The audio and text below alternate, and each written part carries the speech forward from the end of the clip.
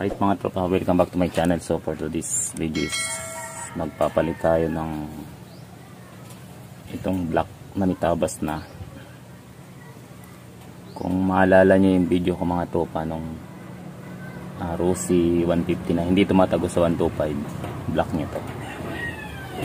So since na wala pang budget si tropang Bon, hiniram natin yung black nya. May tabas na to mga tropa. Try natin dito sa kabit sa Euro ni Kuya. So bali yung piston gagamitin, ito din yung try ko tong may valve pocket na malalim, kung gagana ba siya. Pero kung medyo lost pump dito dahil sa mga pockets na yan, gagamitin na lang natin yung lumang piston nito. So start tayo mga tropa. So yun mga tropa, nakalas na natin siya nakasa itsura ng natin ng piston ni Kuya. Talagang literal na DIY yung ginamit. Ayan. Actually ito yung pagtabas nito, hindi na ako yung gumawa, si Kuya na ata. So since na walang gamit, kaya yan ang nangyari. Kung okay siya, para wala na tayong gagawin sa piston ni tropang Bon, hindi na tayo mag-works dito. Kasi pag ito ginamit natin baka matrabaho pa. So try natin yan pa rin yung piston. So yun mga tropa. Yun mga tropa, ganyan yung itsura ng piston natin yan. Kita ba? Nakatap tayo yun liter T. Lang sintro natin yan, ganyan isura mga putopa ng piston. So magkakatayo doon, DIY na lang. Tapos tip lang mga tropa, kailangan nyo nito para makakita nyo talaga yung tayo or yung yung magiging totoong fit ng ng piston sa piston height or yung dick height. So yun mga tropa, kailangan lang may isang kayo pang-ipit dito na na nut. Ayan, sa kabila okay lang yan, importante may isa dito, or para mas accurate mga tropa, maglagay din kayo doon sa kabila. So yan ang sitwasyon nya or yung lagay nya. Magkakat na lang tayo dyan, DIY na lang kasi gagastos pa tayo mga tropa, pang sarili lang naman to So yun, proceed mga tropa. So yun mga tropa, naisalpak na natin against mas maigi naman sa unang sitwasyon ng piston nya. Ayan. So DIY pa rin, sander yung gamit natin or yung grinder.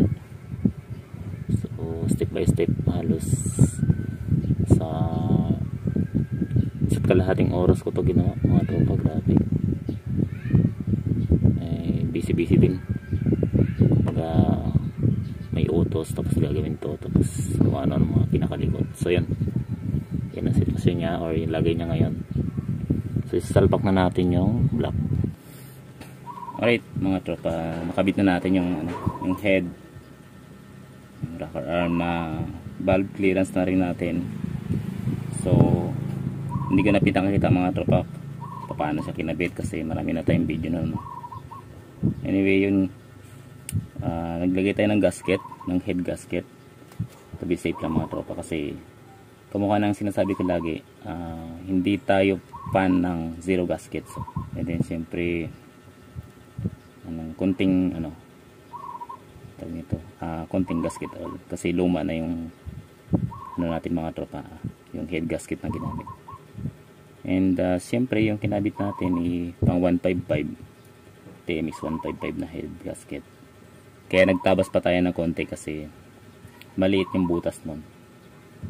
Pang lang kasi yan, pang 58.5. So 62 ito, cut tayo ng konti. Hindi na rin natin pinakita sa video na paano i-cut. Basic lang naman yun. Lang yan, abarihin na tapos carbide din. So sa valve clearance mga tropa, hindi na tayo nagtaas kasi sinito ni Utol ni Kuya ng 8 Gs. So this time ang ginawa natin mga tropa is 0.08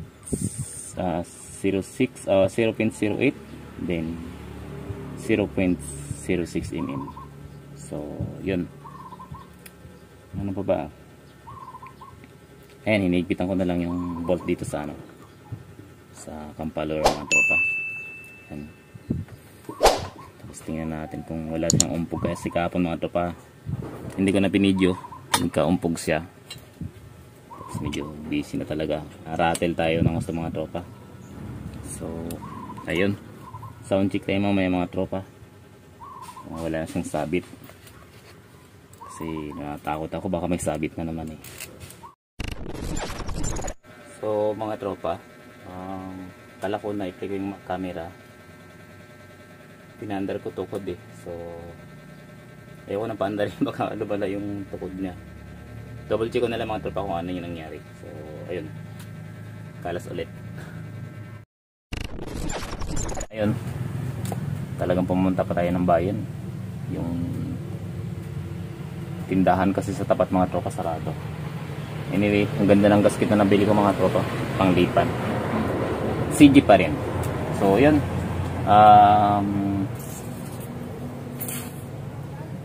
kanina inisip ko mga tropa na mag zero gasket ka. So hindi nga ako pa ng zero gasket eh, kulit niya eh. So yun, ilalagay na natin mga tropa yung ating base gasket. Mas ganda mga tropa hanggat maaari. Tuwing talikot, tanggal ng block. Hanggang siguro mga 3 baklasan lang nagkakaroon na ng lamat yung ano. Parang ganito mga tropa oh. Yan. Nagkakaroon ng lamat yan oh. Hanggang sa maputol na siya. So dapat mga 3 baklasan lang palit na. Anyway, sobrang haba na ng video na to mga tropa. Actually certain na to, kasi kung binidyo ko ng binidyo siguro mga 2 part to. So ayun, salpak na natin yung block. Sound check. Walang tambot sa mga tropa.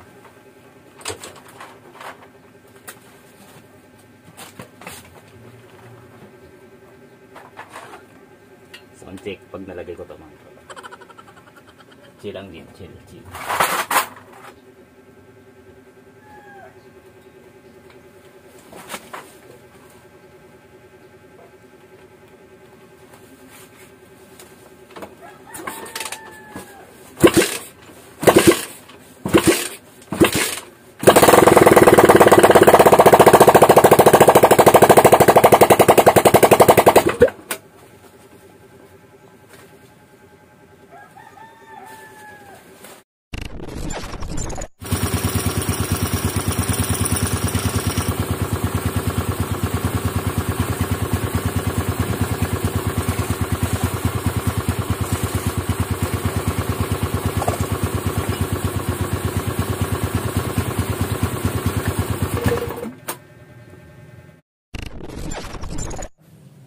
So mga tropa, na test drive natin sa labas. Palyado eh. Kung hindi ito naka-CDI mga tropa, may isipin ko CDI. Pero kasi medyo luma na yung spark plug nya. And then try ko rin magpalit ng carburetor. 30 lang. Ito kasi 32 na lumang carb na yun eh. Parang sa 2 years na ata. So ayun, papalitan ko ng ginagamit ko sa RS ko. Ito yung nasa picture. Yan, ipapalit ko mga tropa. Try ko kung ganun pa rin. And then yung spark plug ng TMX ko, lilipat ko muna. Tinatamad akong bumili mga tropa. Mainit eh. So sound check na lang natin. Napatakbo ko na kanina mga tropa. Nagkaroon tayo ng konting problema sa G-Things. Ayun, saka lumuluwag yung nut sa elbow, or yes, yung kanyang nut lumuluwag. So, nag-ready tayo. So sound check mga tropa.